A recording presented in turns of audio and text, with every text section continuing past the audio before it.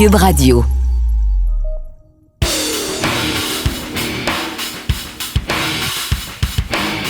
Semaine 14 dans la NFL et plusieurs équipes commencent à être nerveuses. Après leur victoire sur les Eagles, la suprématie des 49ers ne fait plus de doute. Qui pourra arrêter l'équipe de Kyle Shanahan?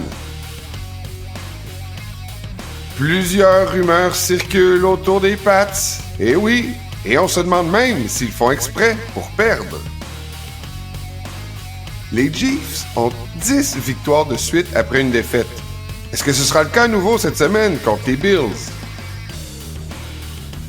Les actualités de la NFL, les questions du public, la chronique au bar, de savantes analyses et beaucoup d'émotions, c'est ce qu'on vous promet dans ce nouvel épisode de la Zone Payante.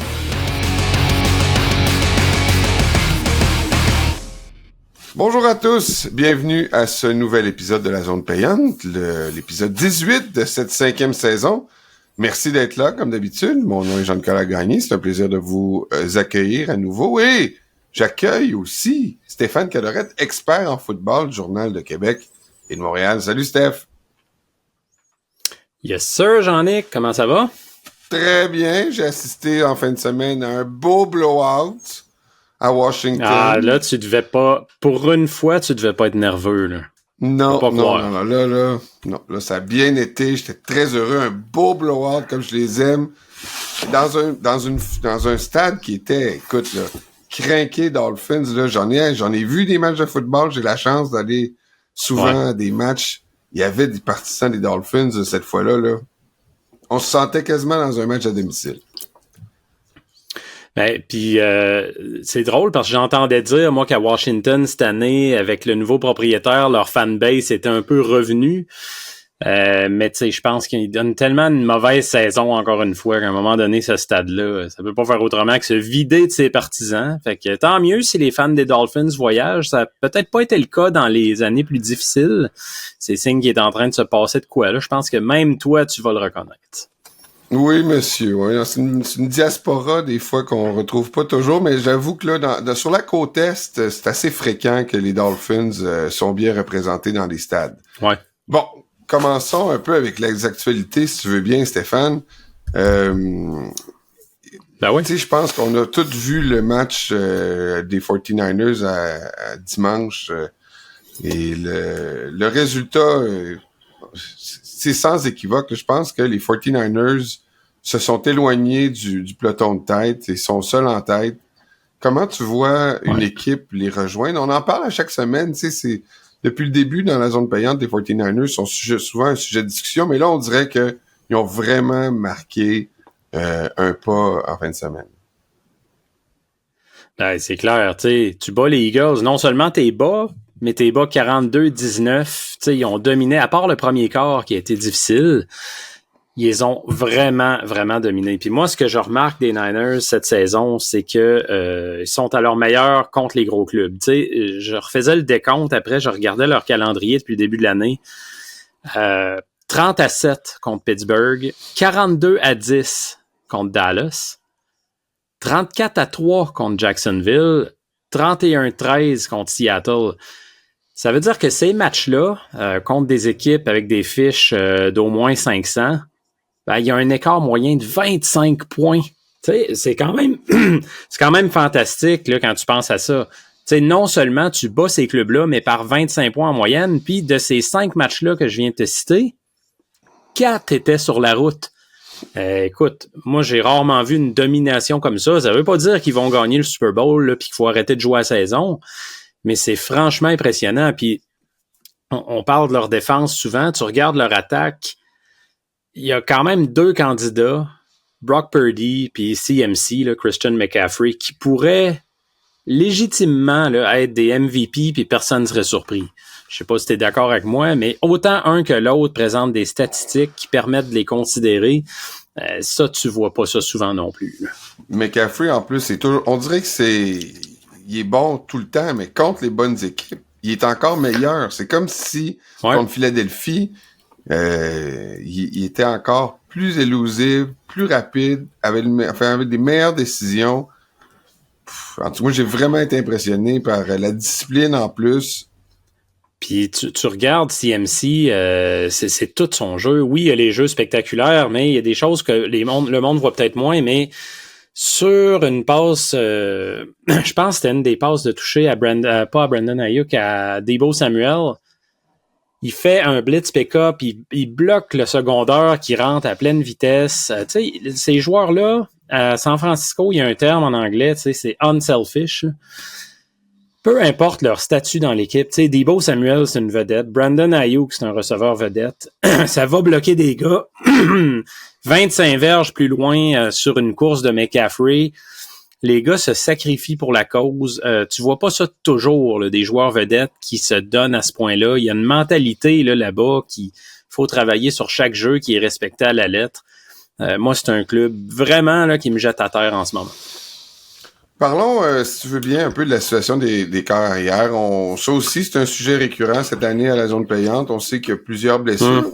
Est-ce que c'est pire que les années précédentes? J'ai regardé un peu l'an passé. Là, on dit qu'il y a 9 corps arrière de blessés ou qui ont fait un séjour important sur la liste des blessés. L'année passée, c'était plus autour de 7. J'ai vu l'année passée aussi, il y a eu 69 corps arrière partants. C'était un all-time high, c'était un record pour la Ligue. Chaque année amène ses lots un peu des aléas pour les corps arrière, mais j'avoue que cette année, c'est plate. Là, c'est plate perdre des corps arrière, mais comment tu vois ça, toi? Ben, est-ce que c'est une année pire que les autres? Peut-être pas, mais ce qui paraît pire, à mon avis, c'est qu'il y a des gros noms là-dedans. Tu sais, des Aaron Rodgers. Là, en fin de semaine, tu vois Trevor Lawrence, Kirk Cousins, au début de l'année aussi, au milieu de l'année. Il y en a eu plusieurs comme ça. Derek Carr, ça fait plusieurs fois qu'il se fait sortir. Puis, je commence à me demander, on protège bien les corps arrière au niveau des commotions. Les chiffres démontrent que les commotions dans la NFL sont quand même en baisse, mais de plus en plus, les joueurs défensifs, à un moment donné, ils n'ont pas le choix, il faut bien qu'ils plaquent quelque part. Peut-être qu'ils vont plus vers les genoux, vers les chevilles. Ça occasionne d'autres blessures au bas du corps. C'est vraiment pas évident de régler ce problème-là. Tu sais, à un moment donné, ça reste un sport de contact. Si tu enlèves toute notion de contact, il y en aura plus de blessures, mais ça sera plus le sport qu'on connaît non plus. Fait que c'est dur à prévenir, mais cette année, moi, c'est ça qui me frappe le plus. Là. C'est le nombre de corps arrière de qualité. Puis je viens d'en nommer quelques-uns. Je suis convaincu que j'en oublie plein déjà parce que la saison défile. Mais il y en a eu un méchant paquet là, qui se sont retrouvés comme ça, des corps arrière partants de bonne qualité qui se sont retrouvés sur la touche. OK, on va voir en tout cas parce qu'il y en a certains de ceux-ci, entre autres Lawrence, là, qui devraient revenir avant la fin de la saison. Mais on va pouvoir suivre et on espère que le spectacle sera pas affecté parce qu'en effet, là, on se dit les Browns sont en série en ce moment, puis c'est Joe Flacco. On aimerait mieux que ce soit peut-être Deshaun Watson que Joe Flacco. OK, on s'arrête, Steph, on va faire une pause et après la pause, c'est l'heure des prédictions de la semaine. Bougez pas.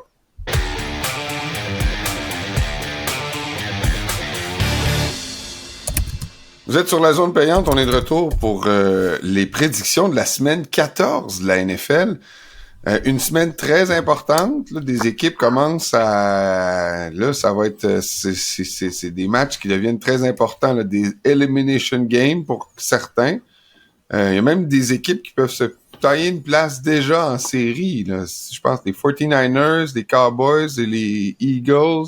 Je pense qu'il y a certains scénarios où ils pourraient se retrouver en série. Ouais. La semaine passée, moi, je commence à prendre des chances. Là, fait que j'ai eu 6 en 13. C'est une catastrophe. Toi, de ton côté, mon cher? Ouais.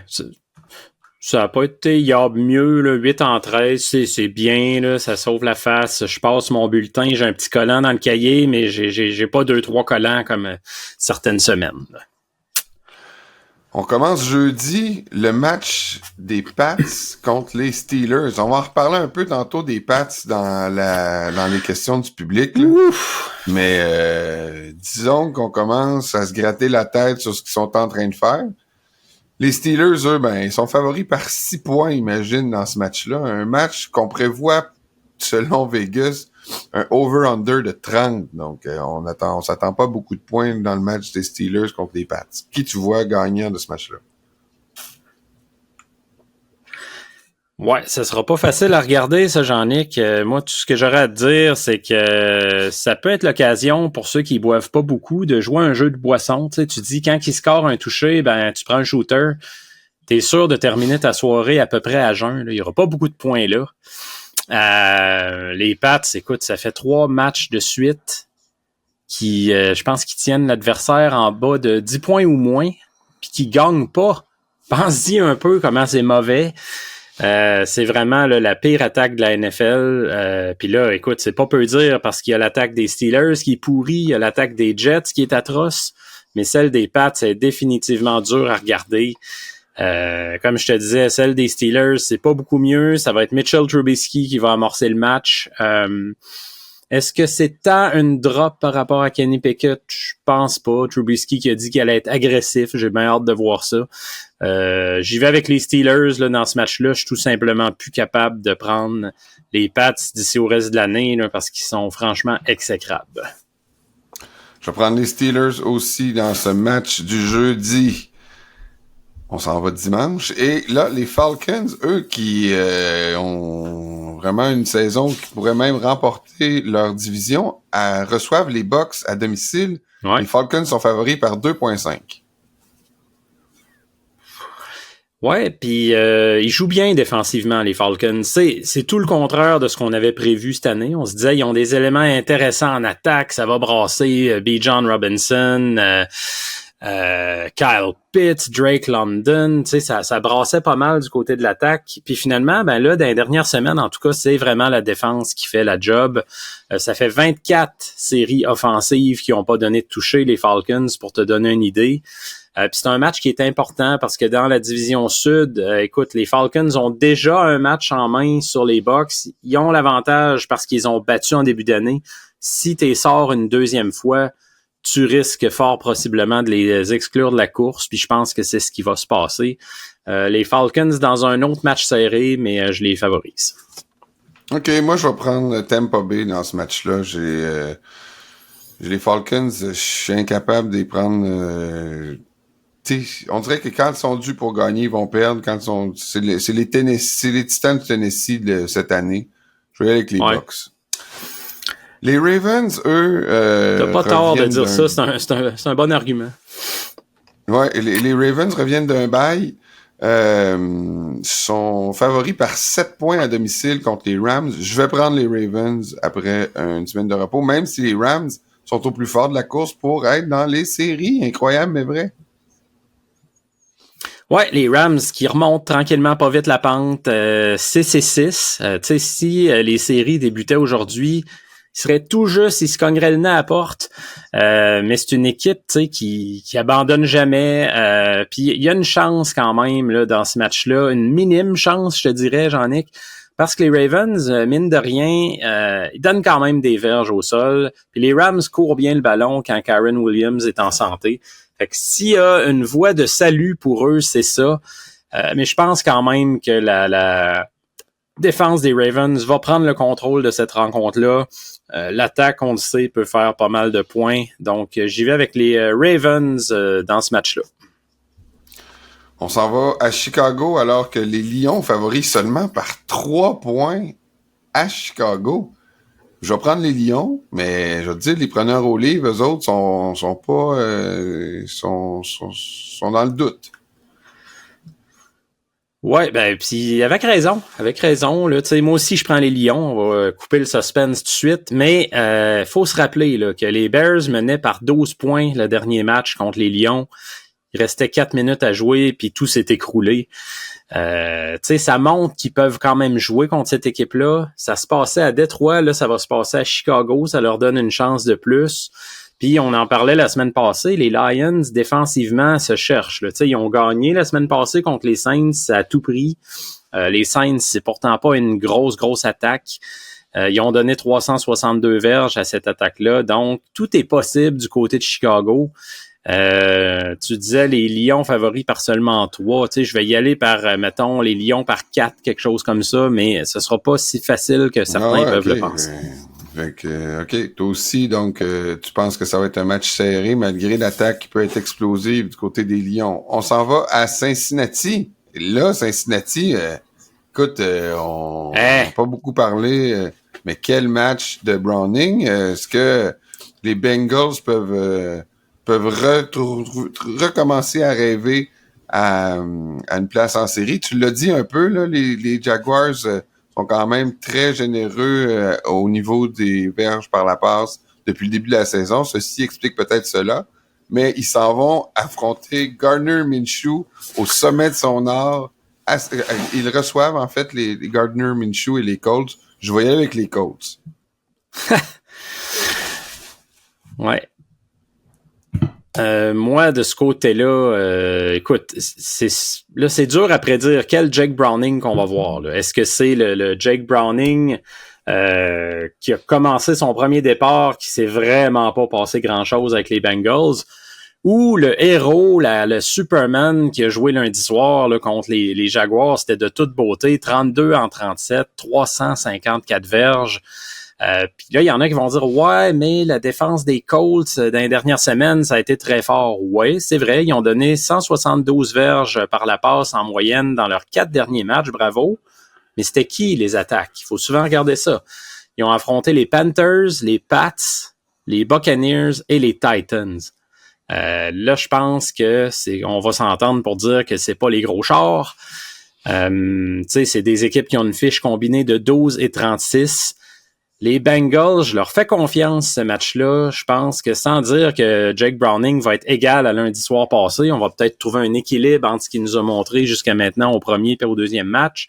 Mais ça peut être assez pour battre les Colts qui sont bons, sont étonnants, mais je pense qu'il y a quand même un peu d'artificiel dans leur fiche des derniers matchs. Les Browns, qui sont toujours en série, mais est-ce qu'ils vont l'être encore après cette semaine? Ils affrontent les Jaguars à domicile. Les Browns, qui sont tout de même favoris, avec Joe Flacco comme corps arrière. 1,5 points favoris à domicile, mon Steph. Ouais, ben Joe Flacco, honnêtement, là, moi je l'ai souvent critiqué dans les dernières années. Bon, je sais pas pourquoi il s'accroche, puis ci, puis ça, mais il reste qu'il a fait du bon travail la semaine passée, à part une interception pas super brillante à la fin du match. Tu sais, pour le reste, il a quand même bien paru, il a tenu l'équipe dans le coup, même que l'attaque progressait mieux qu'à certains autres matchs cette saison avec que ce soit Deshaun Watson, PJ Walker ou même Darian Thompson-Robinson les dernières semaines. Est-ce que c'est lui qui va être en uniforme au moment où on se parle? On le sait pas. Ça va être lui ou DTR, le corps recru. Chez les Jaguars, ben on n'écarte pas complètement la possibilité que Trevor Lawrence joue, mais écoute, ça serait quand même très étonnant. Là. On parle d'une entorse à la cheville sévère. La plupart des joueurs dans un cas d'entorse à la cheville, dépendamment du degré, vont rater quand même quelques matchs. Là, Doug Peterson l'a pas écarté. Mon feeling, c'est qu'il jouera pas. Puis avec CJ Beathard, je pense pas que tu peux faire ben grand-chose contre la défense élite des Browns. Tu sais, déjà, les Jaguars, là, je te dirais qu'ils ont affronté 2 équipes du top 5 en défense jusqu'à maintenant. Ça a été les Chiefs et les 49ers. Puis ils ont marqué en moyenne 12 points dans ces matchs-là avec Trevor Lawrence. Fait que je pense qu'avec CJ Beathard, ça va être difficile. Les Browns, c'est la défense qui donne le moins de verges dans la ligue. J'y vais avec les Bruns. OK, moi je vais avec les Jaguars. J'ai l'impression que la défensive de Cleveland est en train de pas de casser, là, mais ils arrivent en fin de saison puis ils auraient besoin d'aide de leur attaque. Même s'ils n'ont eu un peu avec Flacco, tu vois, ça n'a pas fonctionné la semaine passée. Je vais y aller avec les Jaguars, que ce soit Lawrence ou Beathard. On va y aller maintenant avec les Saints. Eux, c'est un mess, là, leur affaire. On même que ils reçoivent les Panthers. Ouais. Puis j'écarte pas l'idée des Panthers, que les Panthers gagnent. En fait, j'y vais avec les Panthers, mon cher, dans ce match-là. Les Saints qui sont favoris par 5,5. Hey, les Panthers, je me rappelle... Je t'avais surpris une semaine, il y a peut-être un mois et demi de ça, quand j'avais dit qu'il allait battre les Texans de Houston, puis c'était arrivé. Là, écoute, moi aussi, je les avais pris. Le chemin ta mémoire te fait défaut, mon cher, parce que... Ah, ma mémoire me joue des tours, on les avait pris les deux. Ouais, ah ouais. Ah, Caroline, on était des types clairvoyants à cette époque. Écoute... Non, je vais y aller, moi, avec les Panthers. Une des grandes faiblesses de cette équipe-là, c'est qu'ils donnent énormément de sacs. Les Saints, par contre, je reconnais, là, c'est pas une équipe qui chasse bien le corps arrière. Fait que ça joue force contre faiblesse. Faiblesse contre faiblesse, c'est-à-dire. Mais je pense qu'au final, l'attaque des Saints va juste faire plus de points. Celle des Panthers est comme... Elle est pas vivante, il y a rien, il y a pas de bon receveur, c'est trop tranquille. Le jeu au sol fonctionne pas. Chuba Hubbard, c'est quand même un peu mieux, notre porteur de ballon d'Edmonton, un Canadien. Mais quand même, là, j'y vais avec les Saints, je le sens pas pour les Panthers.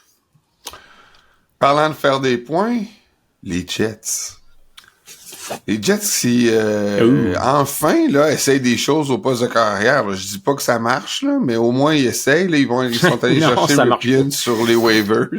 Mais quand même, là, c'est mieux que rien. Est-ce que ils vont battre les Texans à domicile? Les Texans sont favoris par 6 pour l'emporter. Moi, je vais prendre les Texans. Oh oui, il faut y aller avec les Texans. Puis, tu dis qu'ils essayent des choses, c'est vrai, mais il est tard là, pour faire des essais en laboratoire. Là. Ben oui, mais on le dit là, depuis le début. On l'a vu, Tim Boyle, c'est aussi pire, sinon pire que Zach Wilson. Là, il y a Trevor Siemian qui a embarqué, ça faisait peur aussi. Il n'y en a pas de solution en ce moment. Là. C'est que le moins pire gagne. Puis c'est ça, la situation au poste de corps chez les Jets. Là, il y a même des rumeurs qui disent que on demanderait à Zach Wilson de revenir. Puis que Zach Wilson serait pas très partant là, à l'idée. Là. Genre, vous m'avez lancé dans la fosse au Lion. J'ai eu l'air d'un cave. À cette heure, vous voulez que je revienne. Il y a des rumeurs à cet effet-là. Aaron Rodgers l'a défendu cette semaine. Mais écoute... peu importe qui va jouer à ce stade-là, cette équipe-là devrait pas battre les Texans de Houston. Ça va trop bien du côté des Texans. Une des équipes les plus excitantes à voir jouer en ce moment. Très, très belle reconstruction de leur côté. On s'en va à Las Vegas. Tes bleus, tes mauves s'en vont à Las Vegas. Mais oui, mais... Ouais, je sais, mais est-ce qu'ils vont être capables de battre les Raiders qui jouent bien là, depuis qu'ils ont changé de coach? C'est pas évident. Puis là, ben, il y a des doutes qui se sont installés, mais ils reviennent d'un bail là, des Vikings. Est-ce qu'ils vont battre les Raiders? Ouais, les deux équipes qui reviennent d'un bail, puis ce qu'il faut souligner, c'est que c'est pas encore 100% sûr, mais c'est fort probable que Justin Jefferson revienne au jeu. Je sais pas si tu te souviens de lui. Ça fait un bout qu'il n'a pas joué. Ça, c'est une grande nouvelle pour les Vikings. Moi, j'ai hâte de le voir en santé aux côtés de Jordan Addison, qui a quand même pris du galon là, en l'absence de Jefferson. Tu sais, ça peut juste aider l'attaque. Au moment où on enregistre, on ne sait pas si Josh Dobbs obtient une autre chance. Moi, je pense que ça va être lui. Une semaine de bye, ça peut juste l'avoir aidé à se familiariser encore plus avec le playbook puis les concepts de jeu de Kevin O'Connell. J'y vais avec les Mauves dans ce match-là, mais t'as raison là, de mentionner quand même que c'est pas si évident. L'attaque des Raiders joue mieux depuis le départ de Josh McDaniels. Cette équipe-là est moins coincée, joue moins sur les talons. Fait que c'est pas une mission nécessairement facile, mais je pense que les Vikings vont avoir le dessus avec le retour de Jefferson. Ouais, moi, je vais avec les Raiders au risque de te décevoir. Je pense que les Raiders jouent bien. Ils vont jouer assez bien à domicile pour l'emporter. 49ers, eux, reçoivent les Seahawks favoris par 10.5. Écoute, là, on en parlait, il n'y a pas grand-chose qui peut les arrêter. Je vais prendre les 49ers. Ouais, moi aussi, ils sont juste trop forts dans le moment. On a donné les raisons. Puis, écoute, les Seahawks qui ont perdu de toute façon leurs 4 derniers duels par les Niners de façon assez claire, Le pointage moyen, ça a été 30-14. Les verges, 490 contre 261. C'est une rivalité en ce moment à sens unique. Les Seahawks peuvent toujours faire de quoi, là. On l'a vu, ils ont tenu tête aux Cowboys quand même jeudi de la semaine passée. Mais un élément à surveiller si vous avez Christian McCaffrey dans vos pools. En carrière face aux Seahawks, en moyenne, 165 verges de la ligne de mêlée, donc passe et course. Ça va faire une bonne différence en faveur de San Fran. Les Chiefs, on le disait tout à l'heure, sont 10 victoires de suite après une défaite. Ouais. Et là, ils reçoivent les Bills. Et ils sont favoris par 2,5. Ça, c'est la preuve que les Bills, même s'ils sont exclus des séries, même si je pense qu'ils ont en ce moment je pense que c'est le 9e seed, ou en tout cas, ils sont vraiment loin d'une place en série, mais on y croit encore à Vegas, que Las Vegas et les Bookers leur donnent encore une chance de battre les Chiefs. Ils sont seulement donc négligés par 2,5 points à l'étranger. Je vais prendre les Chiefs, mais on va dire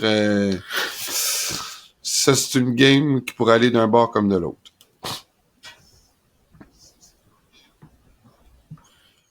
Ouais, puis c'est intéressant la stat que tu mentionnes sur le fait que les Chiefs en perdent à peu près pas 2 de suite.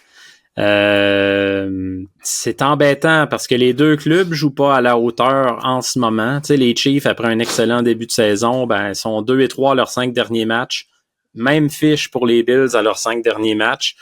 Mais par contre, tu regardes, malgré leur raté, les Bills, je trouve que l'attaque joue mieux. Depuis qu'il y a eu qu'on a remis ça entre les mains de Joe Brady plutôt que Ken Dorsey, c'est quand même pas banal ce qui se passe là-bas. Là. À chaque match, ils sont dedans. Josh Allen joue plutôt bien. S'il peut éviter les revirements. Puis en carrière, contre les Chiefs, il a été très, très, très performant. 14 passes de toucher, 2 interceptions seulement. On dirait que cette rivalité-là sort le meilleur de lui. C'est vrai. Je vais y aller avec les Bills de mon côté. Je vais y aller avec eux. Je pense qu'ils vont jouer de façon désespérée. Ils sont 6-6. Tu le mentionnais, là, qu'ils soient 8e, 9e ou 10e seed, peu importe. C'est un paquet, c'est un gros tapon d'équipes dans l'AFC qui sont toutes à 6-6 ou 7-5. C'est loin d'être terminé pour Buffalo. C'est pas la saison espérée. Mais l'objectif est encore atteignable. Je pense qu'ils vont être désespérés dimanche à KC. Bon choix. Bien, tu m'ébranles un peu. Je vais garder les Chiefs, mais je pense que les Bills ont une chance de jouer désespéré. Puis on sait jamais ce que ça peut faire une équipe qui joue désespérée. Parlant d'équipe qui devrait jouer désespérée, c'est une contre l'autre. Là. Les Broncos contre les Chargers. Il faut qu'il se passe quelque chose dans... les Broncos ont une séquence correcte, là. Ils ont quand même un retour sur terre. Mais les Chargers, qu'est-ce qui va se passer s'ils perdent ce match-là? Ils sont favoris par 3, d'ailleurs. Les Chargers, en ce moment, on a blâmé toute l'année leur défense en disant « si c'était à la hauteur de ce que l'attaque fait avec Justin Herbert ». Mais là, dans les derniers matchs, 36 points seulement l'attaque dans les 3 dernières semaines. 3 passes de toucher seulement pour Justin Herbert. Il y a quelque chose qui cloche clairement. C'est sûr que quand ils ont perdu le receveur Mike Williams, ça fait mal aux troupes un peu. Keenan Allen ne peut pas tout faire seul. Le recrue Quentin Johnson fonctionne pas vraiment. Encore un gros drop la semaine passée contre les Pats. Tu as été chanceux, tu as gagné ce match-là contre les Pats pour te maintenir en vie dans la course aux séries avec seulement 6 points. Ça sera pas le cas là, contre les Broncos. C'est pas une attaque redoutable, les Broncos, mais sont capables quand même de marquer plus de points que les Pats. Puis la défense qui continue de tenir le fort. Moi, j'y vais avec eux. J'y vais avec la bande à Russell Wilson. Let's ride. Moi aussi, je pense que c'est la logique. Et oui, on va let's ride avec Broncos Country. Maintenant, on s'en vient là, au dessert. Les Eagles s'en vont à Dallas. Quel match! On est chanceux cette semaine et la semaine passée avec... les meneurs de division, là, c'est les Eagles et les Cowboys. Même si les Cowboys ont pas battu de bonnes équipes encore, restent qu'à domicile, ils font peur, sont favoris par 3,5. Je pense que c'est la semaine où ils vont gagner un gros match. Victoire des Cowboys dans mon cas.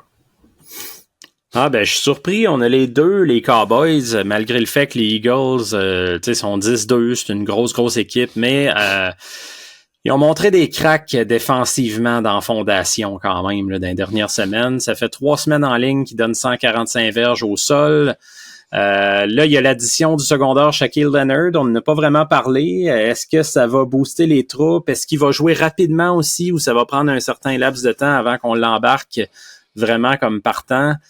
Ça reste à voir, mais Leonard, lorsqu'il était en santé avec les Colts, c'était un des secondaires les plus dominants de la ligue. Là. Il a été magané pas mal dans les dernières années, mais faut pas oublier ça. Je me dis que les Eagles doivent bien voir quelque chose en lui, ils doivent savoir qu'il est en santé.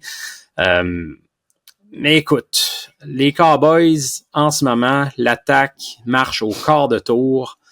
Dak Prescott joue toujours bien contre les Eagles. Gagne ou perd, là, il y a 14 passes de toucher à ses 4 derniers matchs contre Philly. Tu le mentionnais, les Cowboys à la maison, cette année, 6-0, moyenne de 41 points marqués. Je pense aussi que c'est le match qu'il faut qu'ils gagnent. Puis c'est très important. Là. Les Cowboys sont à 9-3. S'ils battent Philly, ils les rejoignent au premier rang. Ça va brasser d'ici à la fin de l'année. Vraiment, c'est le match cette année qu'ils n'ont pas le choix de remporter. Ouais, mais tu parles de Shaq Leonard, tu sais, il laisse, si les Colts, une équipe qui est en train de se battre pour une place en série, le laisse aller, je me dis, ils ont vu quelque chose aussi, il l'aurait pas laissé aller s'il était aussi en pleine santé. Mais on va voir, peut-être qu'il va avoir un rôle un peu, ouais, peut-être, on va voir quel genre de rôle ils vont avoir, à Philadelphie, puis ça va répondre à notre question. On se transporte lundi, Maintenant, on commence à avoir 2 matchs les lundis. Le premier, c'est les Titans. On ne sera pas très gâtés, les Titans contre les Dolphins. C'est sûr que moi, je vais espérer que les Dolphins partent vite avec la victoire. En plus, un match à domicile. Ils sont favoris par 14 points. Tout le monde regarde le nombre de verges que Tyreek Hill va franchir pour espérer le voir arriver à son objectif du 2000 verges, mais tu sais, moi, ça me dérangerait pas qu'il en fasse 80 puis qu'il joue pas à partir de la fin du 3e quart. On va y aller avec une victoire des Dolphins. Ah ben j'espère, puis par beaucoup. Là. Je pense que ça va être assez facile, encore une fois. Tu te demandais là, le décompte de verges de Tyreek Hill. En ce moment, là, c'est quand même assez serré par rapport au record de Calvin Johnson de 1964 verges en 2012. Johnson avait 122,8 verges par match. Tyreek Hill en a 123,4. Donc, il est en voie de battre le record. Est-ce qu'il va être encore plus intéressant? Est-ce qu'il peut le battre en 16 matchs? Ça serait fantastique pour les Dolphins. Tu aurais une possibilité peut-être de le reposer à la semaine 18. Mais 2, tu sais, moi personnellement, quand un record est battu comme ça, j'aime autant que ce soit dans le même nombre de matchs. Il y a toujours l'histoire du 17e match qui vient fucker un peu les nouveaux records qui s'établissent là, dans les dernières années. T'as pas le choix de le considérer. Puis une dernière chose que je veux dire sur la défense des Dolphins, on en mentionne pas beaucoup, mais dans les 6 derniers matchs, ils ont limité leurs rivaux à moins de 300 verges. C'est quand même une belle séquence. En début d'année, on se demandait vraiment où cette unité-là s'en allait. C'était décevant. Les choses se replacent vraiment là, au bon moment. Donc, Dolphins Tennessee qui pourrait même avoir Derrick Henry absent, donc ça ajoute pas aux possibilités qu'ils franchissent les 300 verges. Deuxième match du Monday Night, les Packers, là, en tout cas, je comprends que Jordan Love ait 4 victoires, 1 défaite dans ses 5 derniers matchs, je comprends qu'il joue bien, mais là, c'est comme, ils ont trouvé leur carrière de franchise, c'est le meilleur carrière du mois de novembre et décembre. Est-ce que tu es du même avis? Moi, je vais leur donner la victoire en fin de semaine contre les Giants, mais je sais pas, là, je trouve qu'on donne vite le statut de carrière de franchise à Jordan Love après 4-5 matchs. Là. Ben, est-ce qu'il est le corps arrière de franchise maintenant, tout de suite, assuré, coulé dans le béton? Peut-être pas. Mais il joue drôlement bien. Puis ce qui est fascinant dans le cas de Jordan Love, c'est que Tu regardes ses statistiques après 12 matchs, c'est à peu près copie conforme de ce qu'Aaron Rodgers faisait à ses 12 premiers matchs comme partant. Fait que je peux comprendre que le monde s'excite un peu. Tu sais, c'est normal. T'as eu 30 ans de bon corps arrière à Green Bay, puis là, t'en as un autre qui est quand même, il faut le dire, sur la bonne voie. Là, ça va vraiment très, très bien pour lui. Donc, je peux comprendre l'espèce d'excitation qui est autour de lui. Puis les Packers, ben écoute, sont 6-6. Ils reviennent dans le portrait des séries.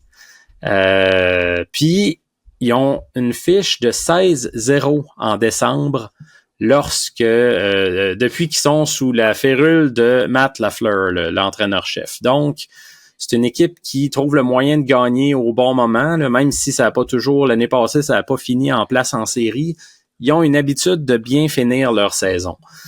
Du côté des Giants, ben tout ce qu'il a mentionné, c'est que Tommy DeVito conserve son poste, même si Tyrod Taylor est prêt à revenir au jeu. On préfère rester avec Tommy DeVito. J'ai hâte de voir ce que ça va donner, mais les Packers vont gagner ce match-là, peu importe. On fait une pause. Après la pause, on est déjà rendu à la période de questions des publics. Bougez pas. Questions du public. OK, on est de retour pour les questions du public. Mon cher Steph, on va essayer d'en dérouler le plus possible. On va commencer par Thomas de Bordeaux. Putain, comment ça va, Thomas? D'ailleurs, Thomas, qui maintenant inclut ses prédictions. Vous savez que Thomas fait les résultats de nos prédictions semaine après semaine. Moi, j'ai eu 6, une très mauvaise semaine. Je commence à prendre des chances, je le regrette. Steph a eu 8, mais putain, Thomas, 9/13! Ah, la vache! Donc, Thomas Bravo. qui nous bat là, cette semaine. Et il a aussi une question. Avec ses 162 verges contre les Panthers, le receveur Mike Evans vient de dépasser les 1000 verges sur la saison. C'est la 10e fois en 10 saisons qu'Evans franchit cette barre.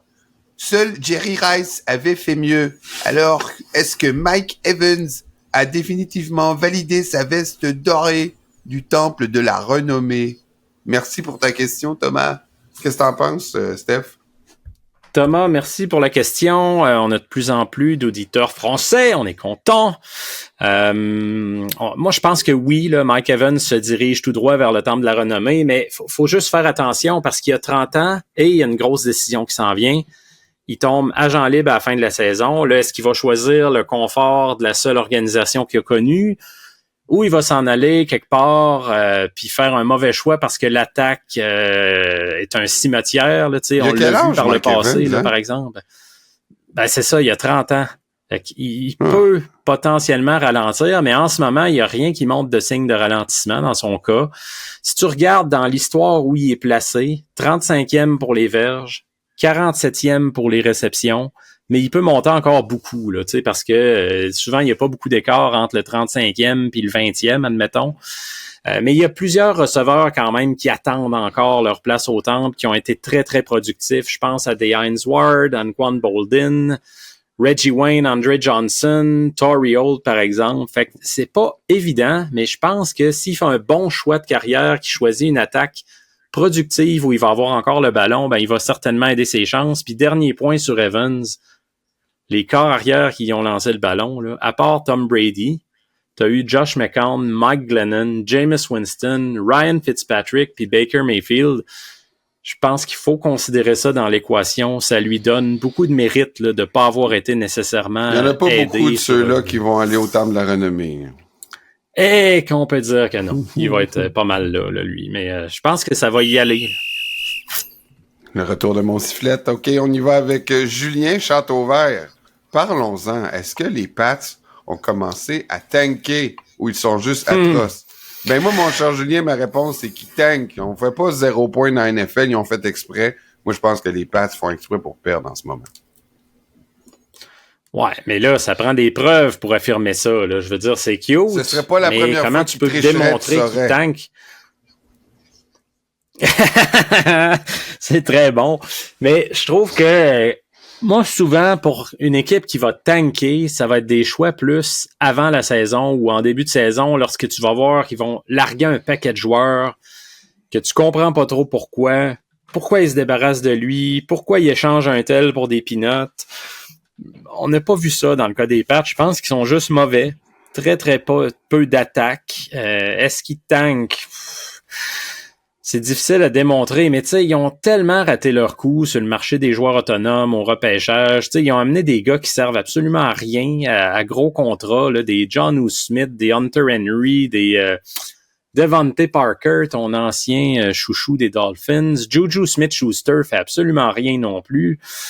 Est-ce que c'est du tanking? Hey, ça fait, comme tu dis toi-même, ça fait 3 matchs qu'ils perdent alors qu'ils ont accordé moins de 10 points. Come on.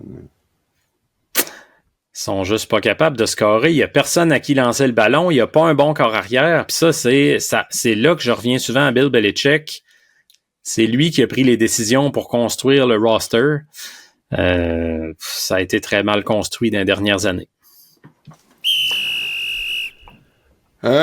Jérôme nous pose la question. Plusieurs blessures sont survenues cette année dans la NFL, souvent très difficiles à regarder. Quel est votre souvenir d'une blessure à un joueur qui vous a marqué? Moi, j'en aurais 2 qui m'ont particulièrement marqué. Là. C'est Alex Smith, il y a quelques années, quand il s'était cassé le tibia, le fémur. C'était déjà pas beau à voir sur le terrain. Puis en plus, quand on sait toutes les complications qu'il y a eu après, il y avait eu de l'infection là-dedans. Il avait failli laisser sa vie sur la table d'opération. Il y avait eu 17 opérations qui avaient été nécessaires après ça. Écoute, ça finissait plus. Mais la blessure qui m'a marqué, c'est peut-être parce que je commençais à ce moment-là à écouter le football. Moi, je me rappelle de Bo Jackson en série en 1991 contre les Bengals. Tu sais, c'était un porteur de ballon étoile. Il jouait dans les ligues majeures de baseball aussi. Tu sais, c'était un phénomène plus grand que nature. Puis sur un plaqué qui semblait bien banal après une course de 35 verges, il est tombé. Puis sans le savoir à ce moment-là, tu sais, les commentateurs disaient il semble aller bien sur les lignes de côté, devrait pouvoir jouer la semaine prochaine et blablabla. Et finalement, il s'était disloqué la hanche. C'était une blessure qu'on n'avait à peu près jamais vue à l'époque. Puis sa carrière a été terminée du jour au lendemain au football. Ça m'avait marqué parce que je commençais à écouter le football, puis c'était un héros déjà, là, Bo Jackson. Fait que j'ai pas mal les 2 exemples qui me viennent en tête. On s'en retourne en France. Écoute, là, on a des auditeurs français, là. C'est plaisant de savoir qu'on est écouté en France. C'est plaisant. Vous êtes bien fins, les Français, de nous écouter. Oui, mais ça va nous prendre des Belges, des Suisses. On va être partout dans la francophonie. Let's go! Exactement. Le takeover de la zone payante. OK, Lauriane. Oui, c'est vrai, Lauriane. C'est la fille du Rhône, là, et les Auvergnes, que je traitais de cheap. Je ne suis pas cheap, que Lauriane nous répond. Elle dit « Bonjour, je réponds aux questions de la semaine dernière. C'est vrai que les Auvergnats ont la réputation d'être radins. Je sais pas pourquoi d'ailleurs. Mais ceux que je connais ne le sont pas plus qu'un autre. » Ben oui, évidemment. Quand on se fait traiter de cheap, Steph, qu'est-ce qu'on répond? On dit, c'est vrai que les autres le sont, mais pas moi. Exact. Mais non, Lauriane, on t'agace. Je suis pas sûr qu'elle sait ce que ça veut dire agacer, peut-être, par exemple. Mais on te taquine. Nous avons voilà, on joue, on se moque de toi. Nous avons la chance d'avoir le système de l'intermittence du spectacle, ce qui permet aux artistes de maintenir un salaire convenable. C'est vrai parce que je lui demandais si elle avait besoin d'être radine parce qu'elle avait pas d'argent. Mais non, c'est vrai, là, en France, on soutient très bien les artistes. Sa question. Pensez-vous que le coaching staff des Jets sont sur un siège éjectable? Le bilan sous Robert Saleh reste pas terrible. Alors oui, il y a les blessures de Rodgers, mais bon. Et d'autres franchises ont d'or et déjà pris la décision radicale pour moins que ça. Alors, est-ce que tu penses que Robert Saleh va finir la saison et est-ce qu'il va subir le lundi noir de la fin de saison?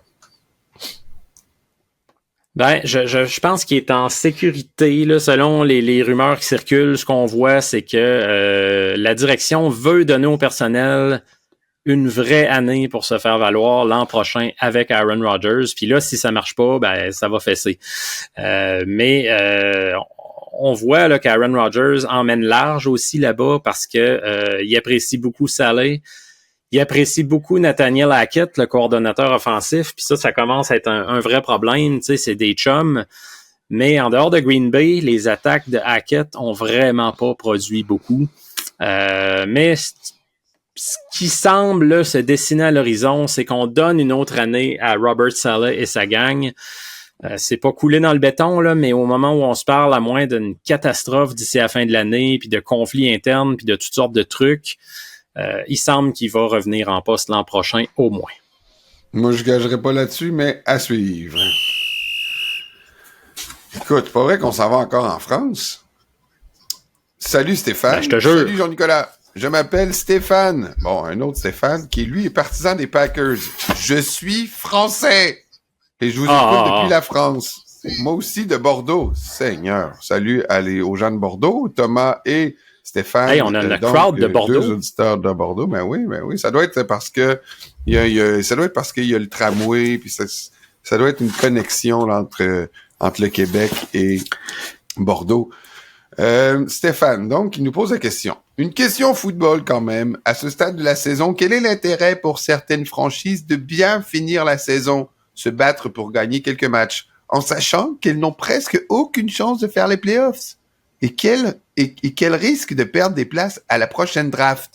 Par exemple, les New York Giants, Commanders et les Cardinals. Le tanking existe-t-il dans la NFL? À très bientôt. Ben, je pense que le tanking existe dans la tête de certains dirigeants, mais peut-être moins chez les joueurs, parce que, ils ont une fierté de ce qu'ils font sur le terrain, mais deux, souvent, ils jouent pour soit un contrat, soit ils jouent parce qu'ils ont une situation où ils veulent absolument rester dans ce marché-là, ou au contraire, ils veulent se faire voir pour aller évoluer ailleurs l'an prochain. Donc, il y a souvent une question là, de fierté puis de gros sous qui se joue sur le terrain. Donc, le tanking, à un moment donné, vient plus d'une organisation que des joueurs comme tels. Ça, c'est une partie de la réponse. Mais il y a aussi un incitatif à bien finir là, pour certaines équipes. Tu sais, je prends l'exemple des Lions de Détroit. L'an passé, une superbe fin de saison. Tu commences 2023 en grande confiance. On voit ce que ça donne. Les Texans de Houston, l'an passé, on l'oublie. Mais mine de rien, 2 de leurs 3 derniers matchs, ils avaient gagné. Tu vois, cette année, on dirait que ça implante quelque chose, ça sème une graine, je sais pas quoi, mais c'est comme s'il y a une culture tranquillement, pas vite, qui s'installe. On apprend à gagner. Donc, pour bien des équipes, c'est important là, de bien finir la saison puis de semer quelque chose pour l'avenir. On s'en va chez un de nos auditeurs réguliers, Mr. Rusovski, qui nous pose la question suivante. Est-ce que Roger Goodell et les proprios ont l'intention de s'attaquer au problème de la médiocrité de l'arbitrage une fois pour toutes pendant l'entre-saison? Le pass interference évident manqué sur sur les Packers et la rudesse excessive qui n'en était pas une sur celle des Chiefs, qui était clairement inbound. Ça tue le spectacle et ça peut ultimement influencer le dénouement de la game. C'est inacceptable pour une ligue professionnelle qui se veut la numéro 1 en Amérique du Nord. Je vais commencer une petite réponse puis tu la compléteras. C'est sûr que il y a des équipes d'arbitrage qu'on le voit, des fois c'est plus difficile. Ils prennent une mauvaise décision, puis là, ils rentrent dans une espèce de pattern où ils se corrigent. Je pense qu'il y a eu un peu de ça là, dans la décision des Chiefs contre les Packers. Reste qu'il y a eu, en effet, plusieurs matchs qui ont été mal arbitrés, mais en général, moi, je vois pas que la situation empire. Je pense qu'il pourrait ajouter des moyens techniques pour s'assurer que le jeu se déroule bien, mais des judgment calls comme des pass interference ou des violences excessives là, tu sais là. Comme on a vu avec Mahomes. Malheureusement, là, tu sais, on le voit à vitesse réelle, c'est comme ça qu'ils l'ont vu. Faut leur faire confiance. Ben, écoute, t'as raison, c'est une très bonne réponse. La NFL aurait les moyens de faire mieux, par contre. Tu sais, d'engager premièrement des arbitres à temps plein. Ça, ils refusent de le faire pour des raisons purement économiques, alors que c'est une ligue qui pisse de l'argent. Puis il pourrait avoir des moyens technologiques un peu plus fiables, tu sais, des puces, des trucs comme ça dans le ballon, sur les lignes de côté, pour, tu sais, plutôt que de mesurer à la vieille chaîne comme en 1931, là. Il y aurait moyen d'améliorer, puis ils veulent pas, on dirait, déployer les énergies puis l'argent pour le faire. Puis Jerry Jones le mentionnait même cette semaine lors d'une entrevue radio que j'ai entendue où il disait tout va bien. Là. En gros, ce qu'il disait, c'est tout va bien. Mais t'as raison. Les calls de jugement humain, il y aura toujours de l'erreur humaine. Il faut vivre avec. C'est comme ça à chaque année. À chaque année, on gueule puis ça change pas. Il y aurait moyen d'améliorer les choses, mais sincèrement, j'ai pas le sentiment que la Ligue veut s'en aller là en ce moment. C'est dommage, mais on en est là.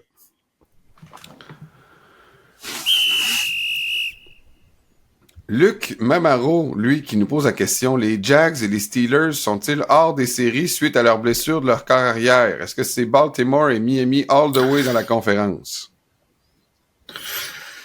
Ben, pour Pittsburgh, tu sais, Pickett, on parle de 2 à 4 semaines. Trubisky, tu sais, je comprends que Trubisky, t'es pas nécessairement en confiance qu'il soit ton corps arrière, mais est-ce que ça allait si bien que ça avec Kenny Pickett? Tu sais, je pense pas que la différence à ce stade-ci, là, soit si marquée que ça.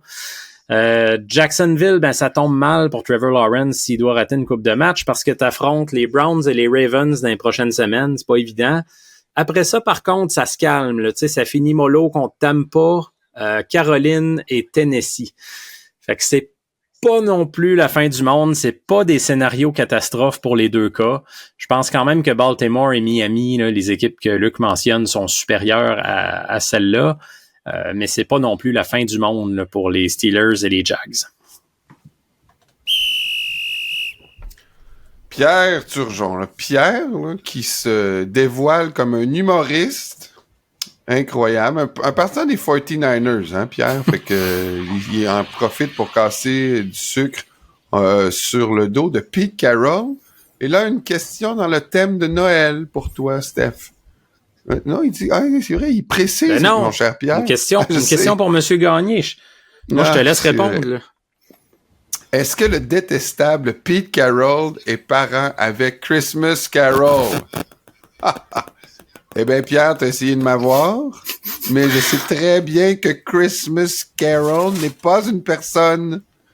Alors, je dirais que il n'est pas parent avec Christmas Carroll, mais il est capable, Pete, d'entonner parfois des beaux chants de Noël, et peut-être qu'après le match de cette semaine, c'est la seule chose qui va le réconforter.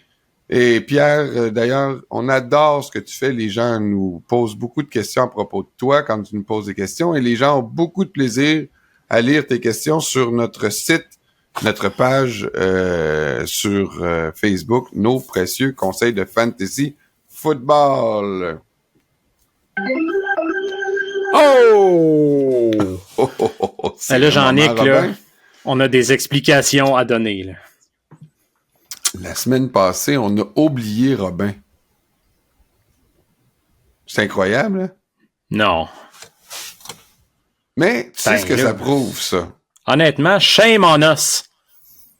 Ça prouve que l'erreur est humaine. Ouais. Comme l'arbitrage. OK. Ben voilà, alors, la question de cette semaine de Robin, c'est l'arbitrage est pire que jamais cette saison.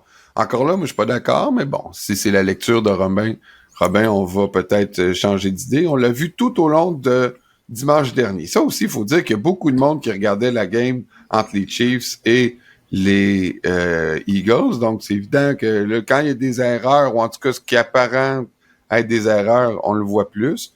Tout ça parce qu'un règlement mauvais et passé date interdit de réviser les pénalités. A-t-on discuté de la possibilité que la NFL évolue comme le soccer et utilise un arbitre à la vidéo? Il ne change pas une décision, mais avise les arbitres sur le terrain. Je pense que c'est déjà le cas. Qu'est-ce que tu penses de ça, toi, Steph? Ben, il faudrait. Pour vrai, ça aiderait. On l'utilise d'une certaine façon, ce qu'on appelle le Sky Judge, là. C'est-à-dire qui regarde les reprises vidéo, puis s'il y a un call qui est vraiment atroce, instantané, là, que tu peux parler aux officiels puis dire, écoutez, essayez de revoir ça rapidement. Mais on le fait pas avec constance, on le fait pas fréquemment. C'est vraiment de quoi, moi, je pense, qui pourrait améliorer le produit aussi. Tu sais, on en mentionnait tantôt des trucs qui pourraient améliorer l'arbitrage. Ça, là, c'est sûr que le fameux Sky Judge de façon permanente, un arbitre vidéo, appelez ça comme vous voulez. Moi, je pense que, évidemment, que ça peut pas nuire. Là, il y en a qui ont peur après que ça rallonge la durée des matchs et tout. Mais je pense qu'il y a tellement de calls critiques d'officiels dans un match, surtout en fin de partie.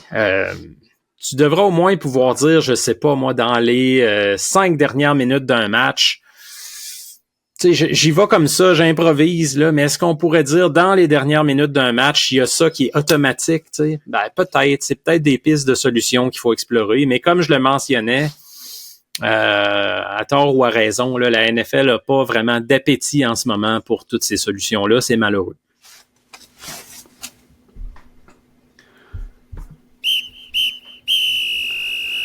C'est la fin de la période de questions. Pour nous joindre, vous pouvez nous interpeller sur les réseaux sociaux, sur Twitter ou sur Facebook. D'ailleurs, nous avons un groupe Facebook sur lequel vous pouvez poser vos questions. Ça s'appelle Nos précieux conseils de fantasy football. On approche le 1000 membres. Alors, s'il vous plaît, allez vous inscrire sur ce groupe. Vous pouvez aussi nous écrire à l'adresse de courriel suivante. La zone payante à commercial québécoismedia.com. On en reçoit beaucoup. Fait que, comme je le dis à chaque semaine, ça vaut la peine de le rappeler. Sentez-vous pas écarté, tassé, ignoré, boudé si on répond pas à toutes vos questions. Il y en a pas mal. On essaie de rentrer ça dans un format quand même qu'on veut pas étirer indéfiniment le côté de temps. Mais on pense à vous. On essaie de garder le plus possible les questions en banque quand elles sont intemporelles et on va y revenir. On fait une pause et après la pause, c'est une visite au bar. Bougez pas.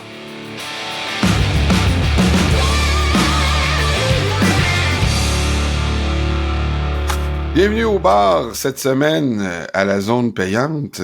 Stéphane Cadorette en compagnie de moi-même, Jean-Nicolas Gagné. Steph, qui t'en va au bar cette semaine?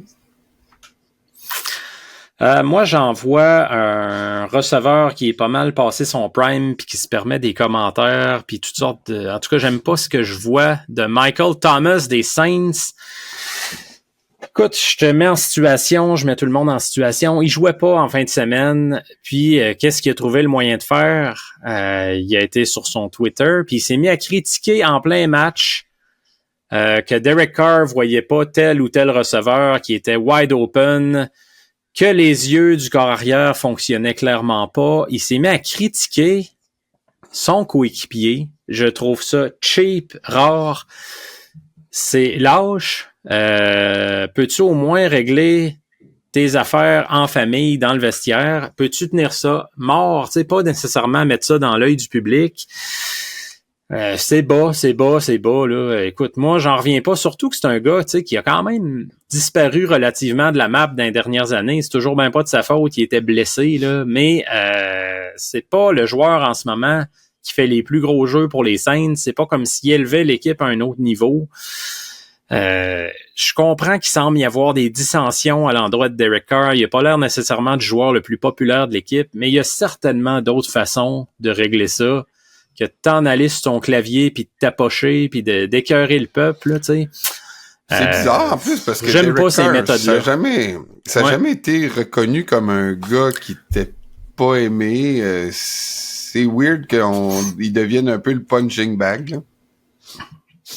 Ouais, puis tu sais, moi le problème que j'ai avec ça en fait, c'est pas tant de caler Derek Carr. Tu peux aller voir Derek Carr puis y exprimer un malaise. Tu peux aller le voir puis l'engueuler puis dire qu'est-ce qui se passe. Tu peux remettre en question des choses, mais fais-le dans le cadre du vestiaire, fais-le face à face, fais-le homme à homme, plutôt que de te prendre un clavier puis de te faire des amis sur Twitter en versant ton fiel. Pour moi, ça n'a jamais été une bonne méthode de régler quoi que ce soit. Donc, chou Michael Thomas, et moi, je lui donne un backstabber cocktail. Tu sais, le gars qui te poignarde dans le dos, le backstabber. Wow. Je pense que c'est très approprié. Donc, c'est composé de 2 shooters de gin, 2 tiers de shooter de jus de lime, un demi-shooter de sirop de gingembre. Je sais pas trop.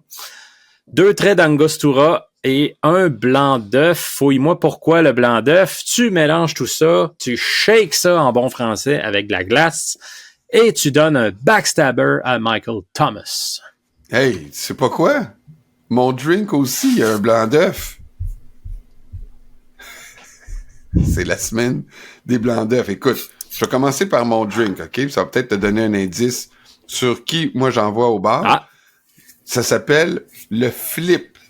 Alors, mon Flip, lui, le cocktail, le Flip, c'est un cocktail à base de vin. Ça, c'est pas l'histoire avec Tyreek Hill puis le photographe? Oui, monsieur.